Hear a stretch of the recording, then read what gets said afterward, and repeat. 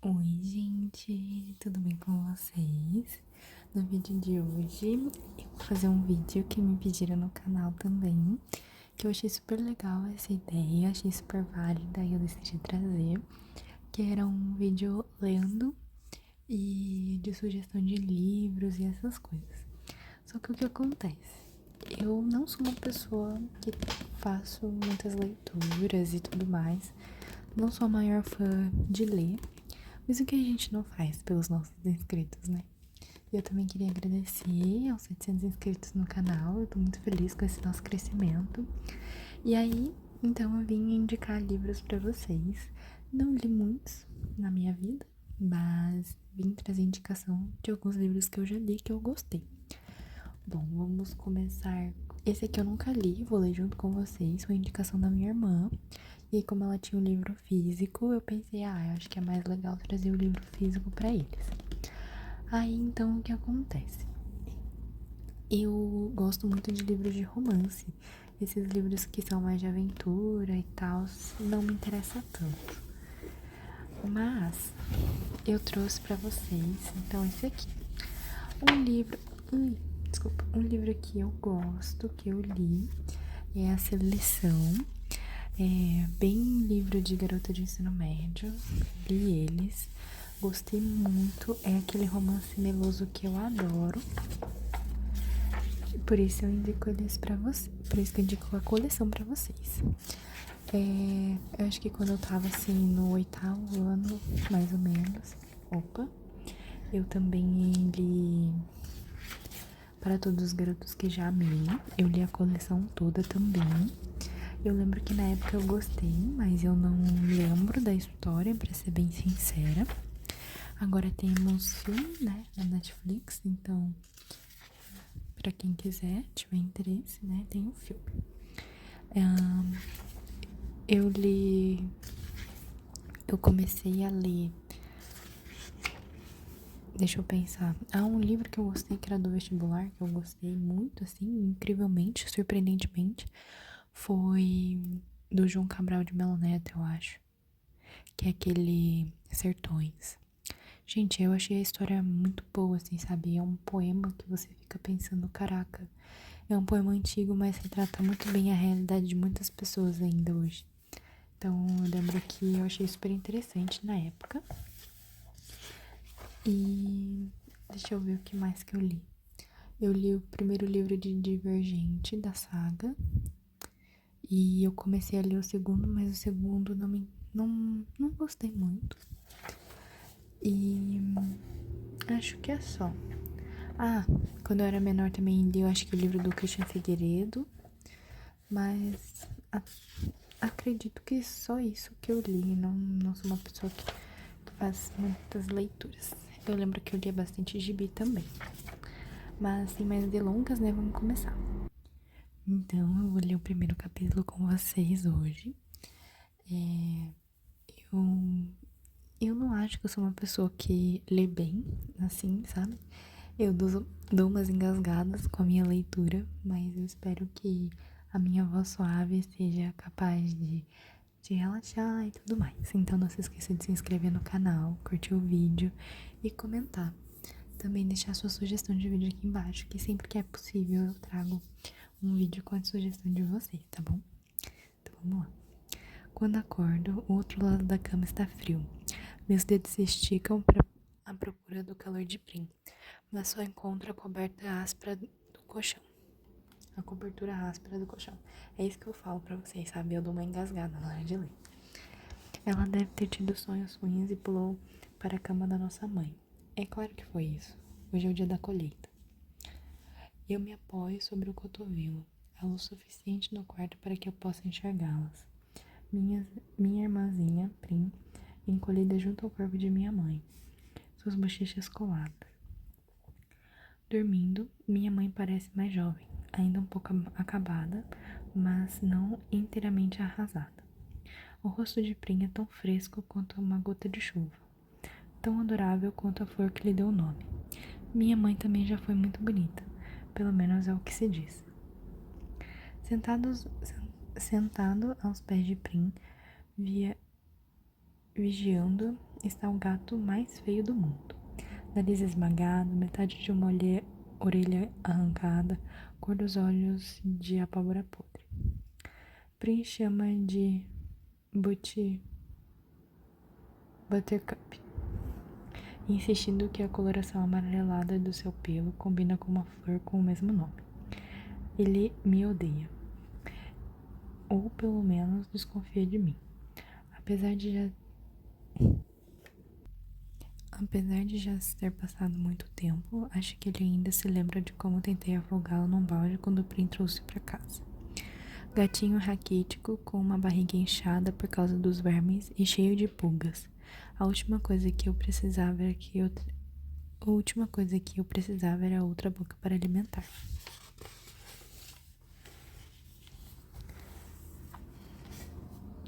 Mas Prim implorou tanto, até chorou, que fui obrigada a deixá-la ficar. No fim, deu tudo certo. Minha mãe o livrou dos vermes e ele se provou um excelente caçador de ratos. De vez em quando, pega até alguma ratazana. Às vezes, quando acabo de limpar a caça, dou umas entranhas a Buttercup. Ele parou de chiar para mim. Entranhas. Fim dos chiados. Isso é o mais próximo de amor que conseguiremos atingir. Jogo as pernas para fora da cama e deslizo para dentro das minhas botas de caça. Couro maleável que se amoldou aos meus pés. Visto as calças, uma camisa, enfio minhas longas tranças pretas em um cap e pego minha mochila de provisões. Sobre a mesa, debaixo de uma tigela de madeira para protegê-lo dos ratos e dos gatos vorazes, está um perfeito queijo de cabra enrolado em folhas de manjericão, o presente de Prim para mim no dia da colheita. Coloco cuidadosamente o queijo em meu bolso e saio.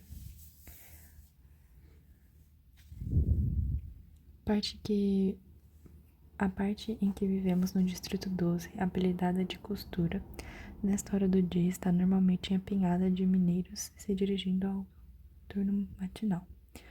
Homens e mulheres com os ombros caídos e as juntas inchadas,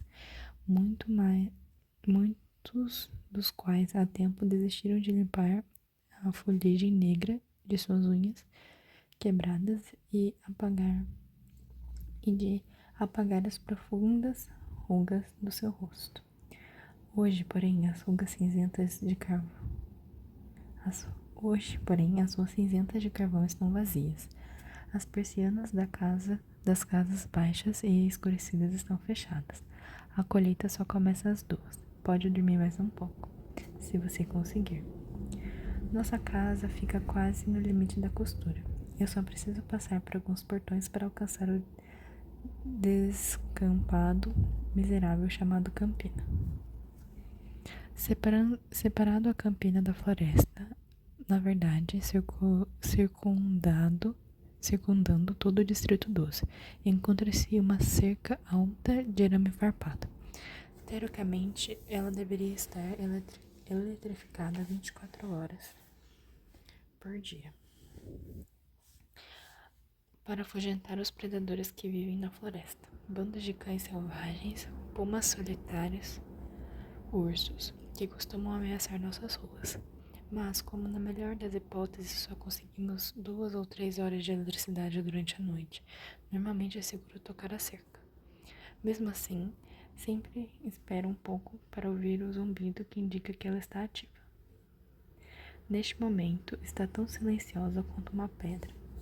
Escondida em um aglomerado de arbustos, encolho a barriga e deslizo para baixo de uma abertura de meio metro que está lá há anos. Existem vários outros pontos frágeis na cerca, mas esse aqui fica tão perto de casa que quase sempre entro na floresta por ele. Assim que chego às árvores, retiro o arco e um estojo de flechas e um tronco oco. Eletrificado ou não, a cerca tem tido sucesso em manter os comedores de carne afastados do Distrito 12. Na floresta, eles correm livremente e ainda mais raivosos e nenhuma trilha por onde se orientar. Mas também tem comida se você souber como achar. Meu pai sabia e me ensinou algumas coisas antes de explodir pelos ares numa mina de carvão. Nem sobrou nada do corpo para ser enterrado. Eu tinha 11 anos. 5 anos depois, ainda acordo gritando para que ele corra. Mesmo sendo proibido entrar na floresta e a caça ilegal, incorrendo em penas mais severas, mais pessoas corriam o risco de se possuírem. Mais pessoas correriam o risco se possuíssem armas. A maioria, porém, não tem uma ousadia suficiente para se aventurar portando apenas uma faca. Meu arco é uma raridade, produzido por meu pai junto com alguns outros que guardo bem escondido na floresta, cuidadosamente cobertos com uma capa à prova d'água. Meu pai poderia ter ganhado um bom dinheiro vendendo-os, mas se os funcionários descobrissem, ele teria sido executado em praça pública por incitar uma rebelião. A maioria dos pacificadores faz vista grossa para os poucos de nós que caçam porque eles são tão ávidos por carne fresca quanto qualquer outra pessoa. Na realidade, eles estão entre os nossos melhores clientes, mas a simples ideia de que alguém pudesse estar enchendo a compostura de armas jamais teria sido permitida. A costura. No outono, umas poucas almas corajosas penetram na floresta para colher maçãs, mas sempre numa posição visível da campina. Sempre perto o suficiente para correr de volta para a segurança do Distrito 12 se algum problema surgir. Distrito 12, onde você pode morrer de fome em segurança, murmuro. Então, olho de relance por cima do meu ombro. Mesmo aqui, no meio do nada, você fica preocupado de que alguém pode estar te ouvindo. Quando eu era mais nova, assustava minha mãe para valer com as coisas que soltava sobre o Distrito 12, sobre as pessoas que governavam nosso país, Panem. Da longínqua cidade, mais problemas. Então aprendi a controlar a língua e mascarar minhas feições de modo que ninguém pudesse jamais ler meus pensamentos. Aprendi a fazer meu trabalho calada na escola, somente falar o mínimo necessário. E de maneira educada, no espaço público, discutir apenas compra e venda no meu prego. O mercado negro onde ganho grande parte do meu dinheiro. Mesmo em casa, o lugar que me incomoda. Evito abordar assuntos problemáticos, tais como a colheita, ou a escassez de comida, ou os jogos vorazes. Prim poderia começar a repetir palavras, e então como é que ficaríamos? Na floresta está me esperando a única pessoa que eu posso ser eu mesma, Gale. Posso sentir os músculos do meu rosto relaxando, meus passos se acelerando enquanto escalo o morro até o local. Uma saliência de rocha que dá vista para um vale. A visão dele esperando lá em cima me faz dar um sorriso. Gale diz que eu nunca sorrio, exceto na floresta. Oi, Catnip. Cumprimenta Gale. Meu verdadeiro nome é Katniss. Mas, quando eu disse o nome para ele da primeira vez, eu estava quase sussurrando. Então ele pensou que tivesse dito Catnip. Uma flor selvagem muito apreciada pelos gatos. Aí, uma vez, quando um lince louco começou a me perseguir, o nome passou a ser o meu apelido oficial. Acabei tendo de matar o lince porque ele afugentava a minha caça. Quase lamentei o fato, pois ele não era má companhia, mas consegui um preço bastante bom por sua pele. Olha só o que eu abati. Gale está segurando um pedaço de pão com uma flecha enganchada. Eu rio. é um pão realmente assado. Diferente daqueles pãezinhos amassados que a gente faz com ração de grãos. Eu o pego, retiro a flecha e posiciono o nariz em frente ao furo, inalando a fragrância que faz minha boca se encher de saliva. Um pão tão bom assim é para ocasiões especiais. Ainda tá quentinho, comento. Ele deve ter passado na padaria bem cedinho para comprá-lo. Quanto custou?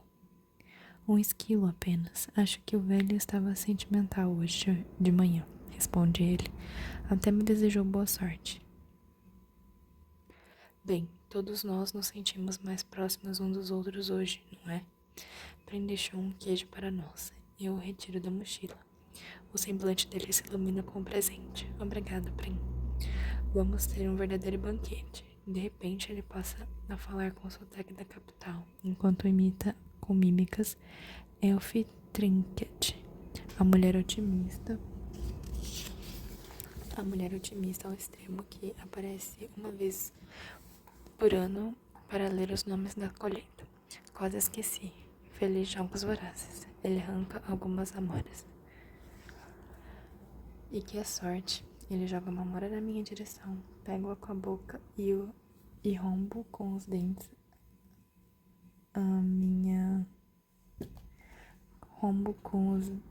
os dentes a delicada película. A suave acidez explode na minha língua. Esteja sempre com você. Termino com a mesma vivacidade. Ai, gente, péssima na leitura, né? Desculpa. Nós temos de fazer piada com isso porque a alternativa é ficar totalmente aterrorizado. Além disso, o sotaque da capital é tão afetado que faz com que quase tudo dito nele soe engraçado. Observo Gale pegar a sua faca e fatiar o pão. Ele poderia ser meu irmão, cabelos lisos e preto, pele morena, ambos temos até a mesma cor, até os mesmos olhos cinzentos. Mas não somos parentes, pelo menos não próximos. A maioria das famílias que trabalham nas minas se parece umas com as outras. Isso é porque minha mãe e Prim, com seus cabelos loiros e olhos azuis, sempre parecem deslocadas. Elas estão.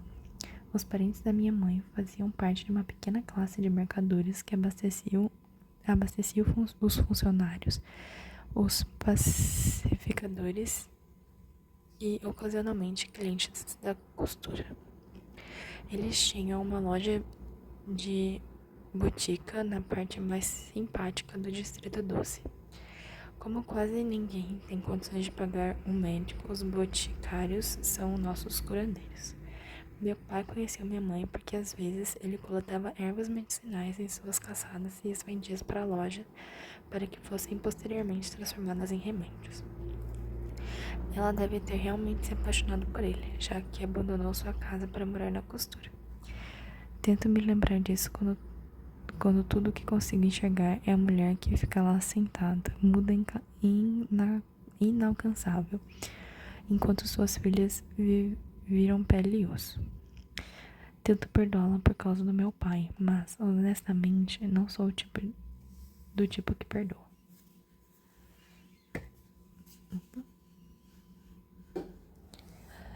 Gil espalha as fatias de pão com o macio queijo de cabra, cuidadosamente colocados numa folha de manjericão, em cada uma enquanto colho amoras.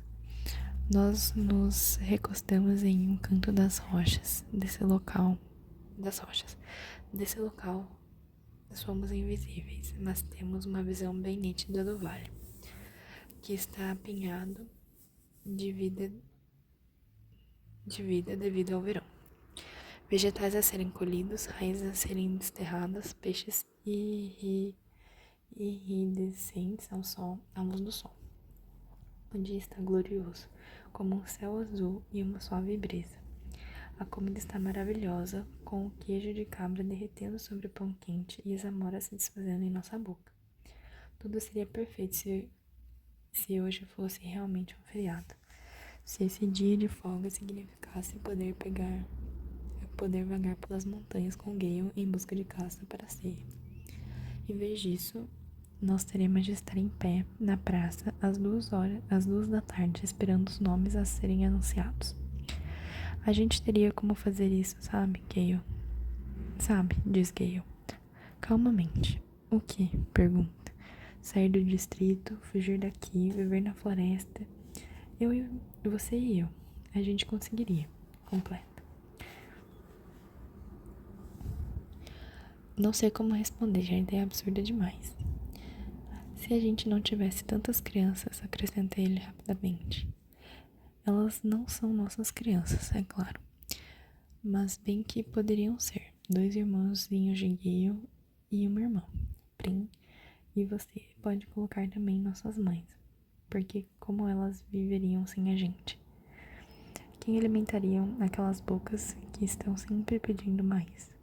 Como nós dois, caçando diariamente, haverá noites em que a caça terá de ser troca por banha de porco ou cadarços ou lã, e noites em que teremos que dormir com nossos estômagos vazios. Eu jamais vou querer ter filhos, comenta.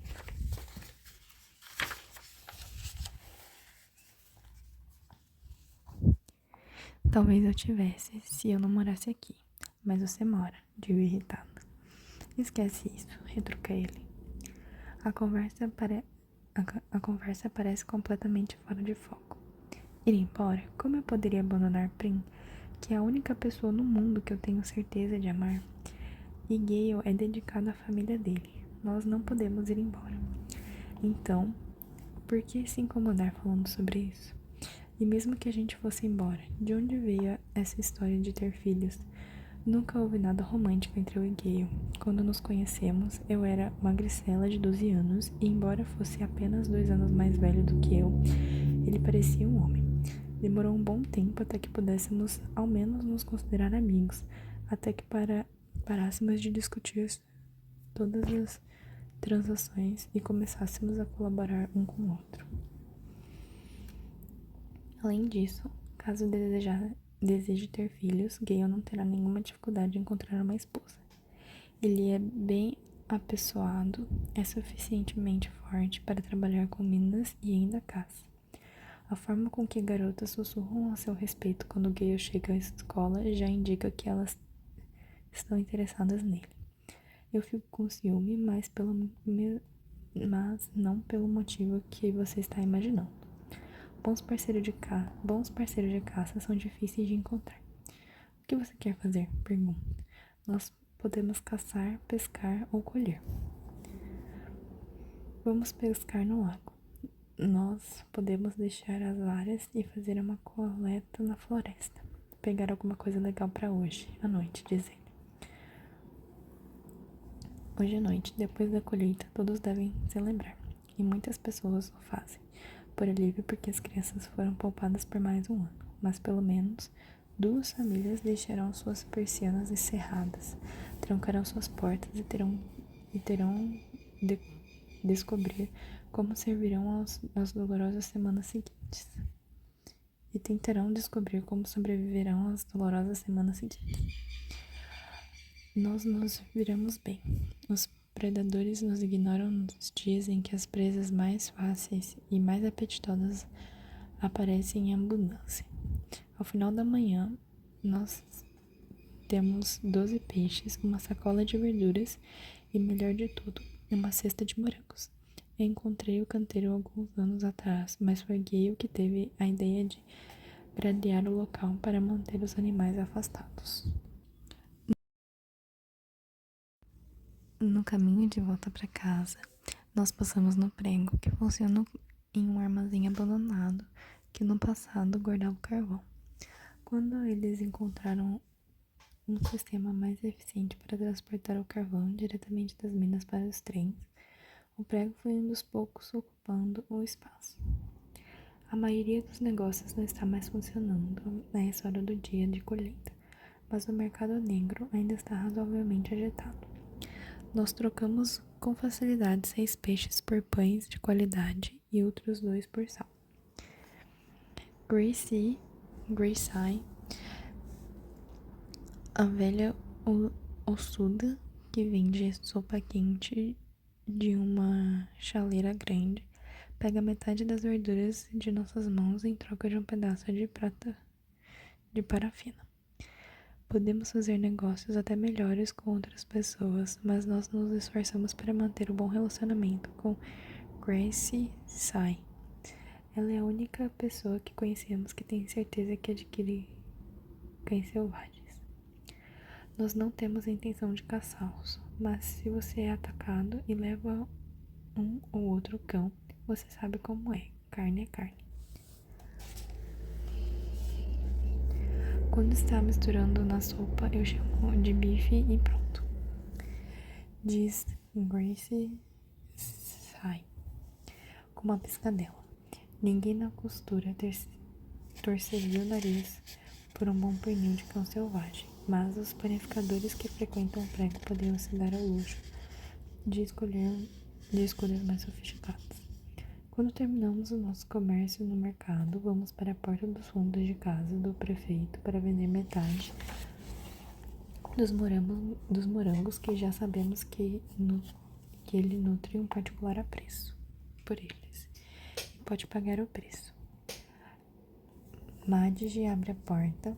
Ela está no mesmo ano que eu na escola. Como é filha do prefeito, você já espera que ela seja snob, mas é legal. Só prefere se preservar, como eu.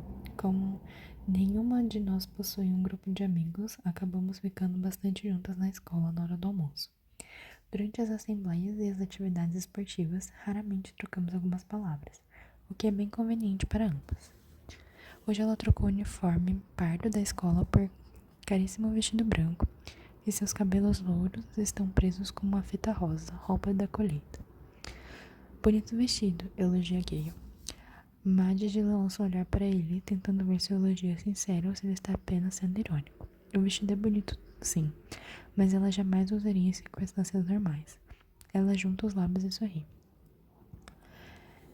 Bem, se eu acabar indo para a capital, vou ter que estar com uma boa aparência, não é?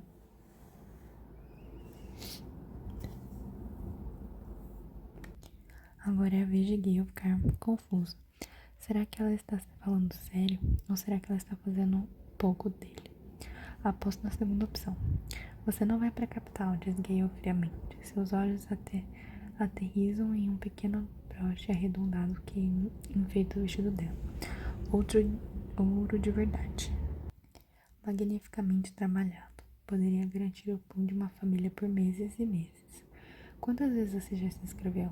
5? Com 12 anos eu já tinha me inscrito 6 vezes. Isso não é culpa dela, interrompo. Não, não é culpa de ninguém. Regras são assim e ponto. Ele continua. Continua ele.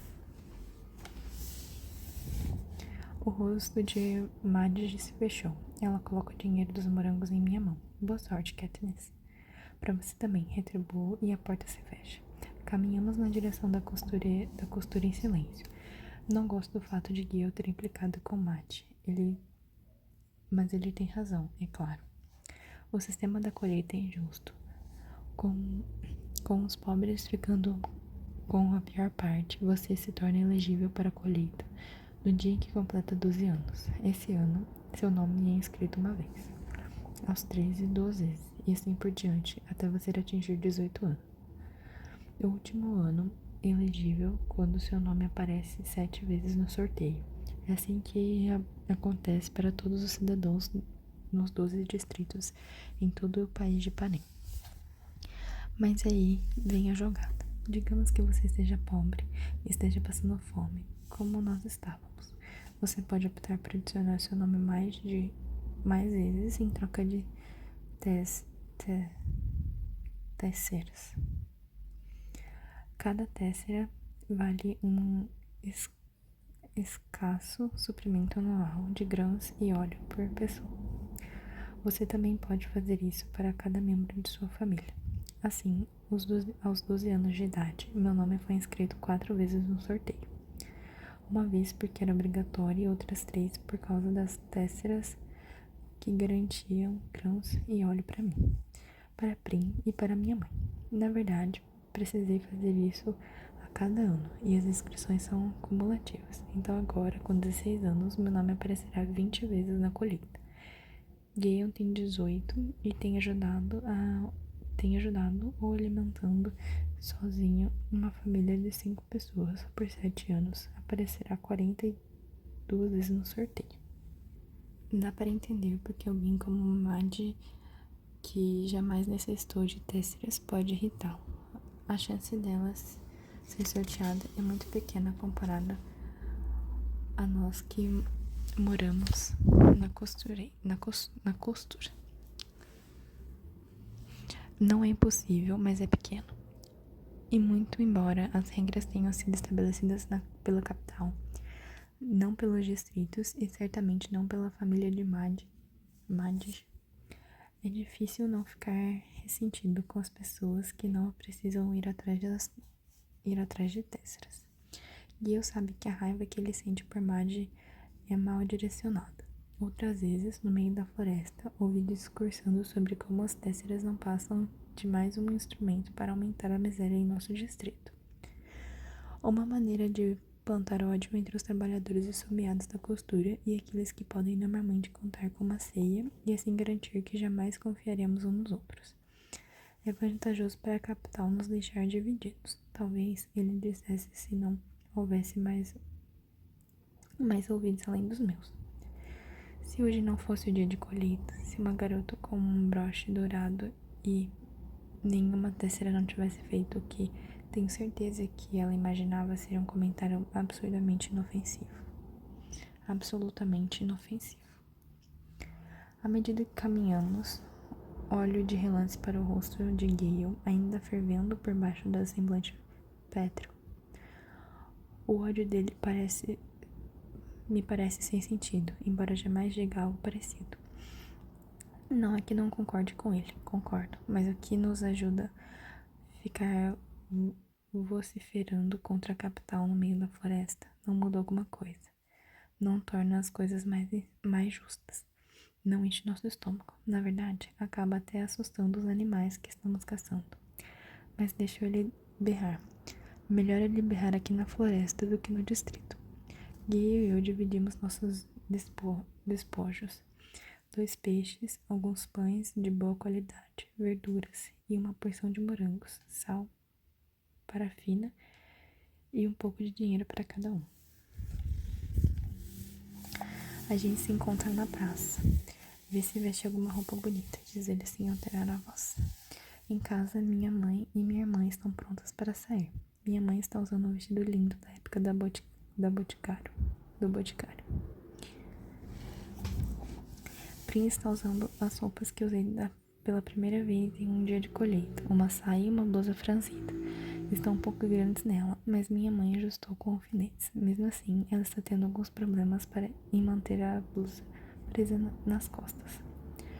Uma banheira de água quente me espera. Esfrego a sujeira e o suor, até lavo o cabelo. Para minha surpresa, minha mãe separou para mim um de seus belos vestidos, de um azul bem suave e com sapatos combinando. Tem certeza? Pergunto. Estou tentando superar a vontade que sempre tenho de rejeitar as ofertas dela. Tinha uma época que eu ficava tão zangada que não permitia que ela fizesse nada por mim. E isso aqui é algo muito especial. Suas roupas do passado são muito preciosas para ela. É claro, vamos levantar esses cabelos também, completa ela. Eu a deixo enxugá-los e fazer uma trança na minha cabeça. Mas consigo me reconhecer ao olhar no espelho, quebrado e encostado na parede. Você está linda, diz Prim, com a voz abafada, e completamente diferente de mim, concluo. Eu agradeço porque sei que essas próximas horas serão terríveis para ela. A primeira colheita de sua vida. Ela está com o máximo de segurança que pode imaginar, já que seu nome está sendo escrito no sorteio pela primeira vez, e não permitiria que ela pegasse nenhuma tésera. Mas ela está preocupada comigo, com a possibilidade do impensável acontecer. Eu protejo Prim de todas as formas que posso, mas não tenho poderes contra a colheita. A angústia que sempre sinto quando ela está com algum desconforto enche meu peito e ameaça transparecer no meu rosto. Reparo que a blusa dela escapou novamente e a saia na altura das costas. Escapou novamente da saia na altura das costas e me esforço a manter a calma. Enfia a saia, patinho, digo colocando a blusa de volta no lugar. Pri dá uma risadinha e faça. Quack. Quack pra você também. Sorriu levemente. O tipo de coisa que somente Prim consegue arrancar de mim. Vamos comer. Convido e dou um beijinho rápido na testa dela. O peixe e as verduras estão cozinhando, mas serão para a ceia. Nós decidimos guardar os morangos e o pão amassado para a refeição noturna, para fazer alguma coisa especial. Digamos assim. Então tomamos leite de cabra de Prim, leite e comemos pão rústico feito com o grão adquirido com têxteras, embora ninguém esteja exatamente com apetite. À 1 da tarde partimos para a praça. A presença é obrigatória, a menos que você esteja à beira da morte. À noite, os funcionários aparecerão para verificar se é mesmo o caso. Se não for, você será preso. Na realidade, é muito ruim que a colheita esteja na praça. Um dos poucos locais do Distrito 12 que se pode chamar de agradável. A praça é cercada de lojas e nos dias de feira, principalmente se o tempo estiver bom, dá uma sensação de feriado. Mas hoje, apesar dos vistosos cartazes pendurados nos prédios, o que se tem é uma atmosfera de terror. As equipes de filmagens empoleiradas com gaviões em cima dos telhados apenas pioram a sensação. As pessoas formaram fila para inscrição em silêncio. A colheita também é uma boa oportunidade para a capital manter a população sob vigilância. Os jovens entre 12 e 18 anos são arrebanhados em uma área separada por cordas e assinaladas com respectivas idades. Os mais velhos na frente e os jovens como Prim na parte de trás. Os familiares se alinham em torno do perímetro, segurando com firmeza mãos um dos outros, mas há outros também que não possuem ninguém que estimam correndo risco, ou que não se importam mais, mas se metem no meio da multidão para fazer apostas sobre os dois jovens cujos nomes serão lançados. Especulações são feitas sobre suas idades, se são da costura ou mercadores, se ficarão desesperados e começarão a chorar. A maioria se recusa a lidar com exploradores, mas cuidado, muito cuidado. Essas mesmas pessoas normalmente são informantes e quem é que nunca burlou a lei? Eu poderia ser fuzilado diariamente por caçar, mas o apetite daqueles que estão no poder me protege. Nem todo mundo pode se dar ao luxo. Nem todo mundo pode se dar a esse luxo. De qualquer modo, Gale e eu concordamos que entre morrer de fome ou com um tiro na cabeça, a bala é bem mais rápida. O espaço fica mais apertado, mais claustrofóbico, à medida que as pessoas vão chegando. A praça é bem grande, mas não o suficiente para acomodar 8.000 pessoas do Distrito 12.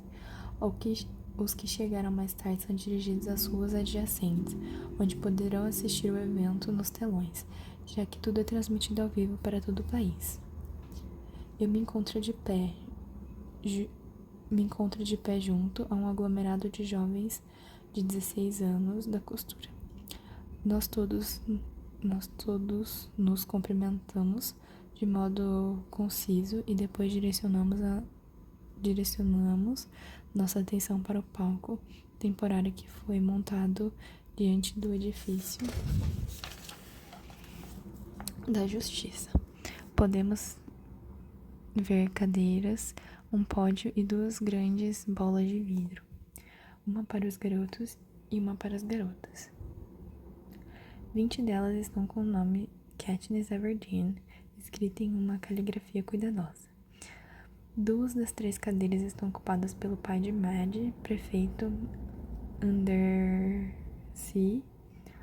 homem alto e calvo, e por Effie Trinket, a representante do Distrito 12, recém-chegada da capital, e com assustadores dentes brancos, cabelos cor-de-rosa e um primaveril vestido verde.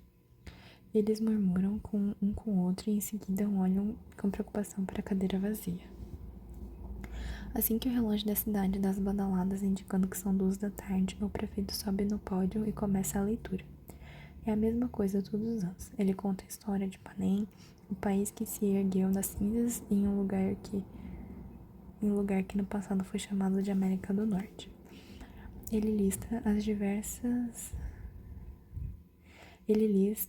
os desastres, as secas, as tempestades, os incêndios, a elevação do nível dos mares que engoliu uma grande quantidade de terra e a guerra brutal pelo pouco que havia restado. O resultado foi Panem, uma resplandecente capital de 13 distritos unidos que trouxe a paz e prosperidade aos seus cidadãos. Então vieram dias escuros, o levante do distrito contra a capital. 12 foram derrotados, o 13º foi obliterado. O Tratado da Traição nos deu novas leis para garantir a paz e com uma lembrança anual de que os dias escuros jamais deveriam se repetir. Também nos deu os Jogos Vorazes.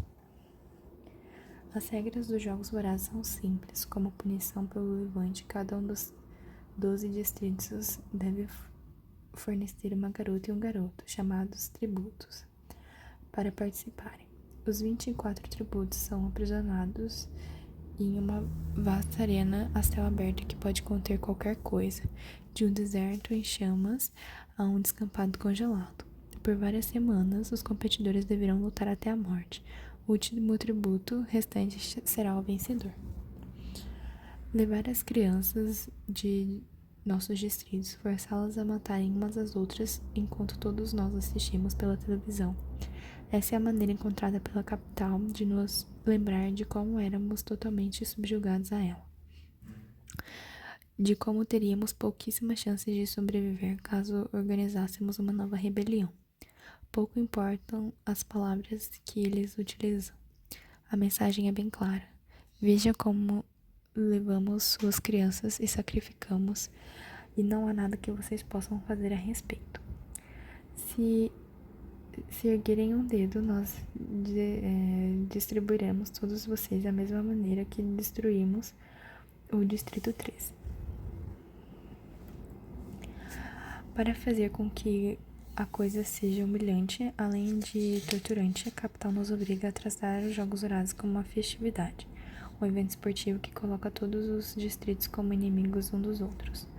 O último tributo vivo recebe uma vida tranquila de volta para casa e seu distrito recebe uma enxurrada de prêmios, principalmente comida. Durante o ano seguinte, a capital fornecerá ao distrito vencedores cotas extras de grãos e óleo, e até mesmo guloseimas tais como açúcar, enquanto o resto de nós luta contra a fome. E não só um tempo não é só um tempo de arrependimento, como também um tempo de agradecimento, entoou o prefeito. Então ele lê a lista de vencedores do passado proveniente do Distrito 12. Em 74 anos, nós tivemos exatamente 2. Apenas um continua vivo. Hamish Albernat, um homem pançudo de meia idade que nesse exato momento aparece berrando